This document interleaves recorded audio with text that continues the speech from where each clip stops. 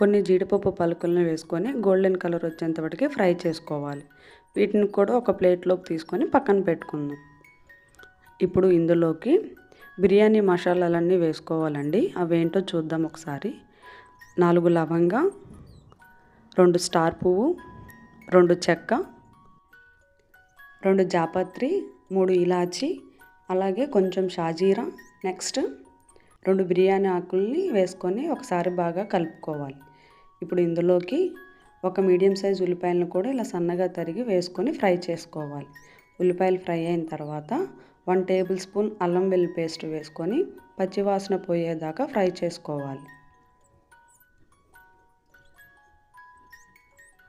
ఇప్పుడు ఇందులోకి 2 medium size టమాటాలని ఇలా చిన్న చిన్న ముక్కలుగా కట్ చేసుకొని టమాటా మగ్గే వరకు ఫ్రై చేసుకోవాలి.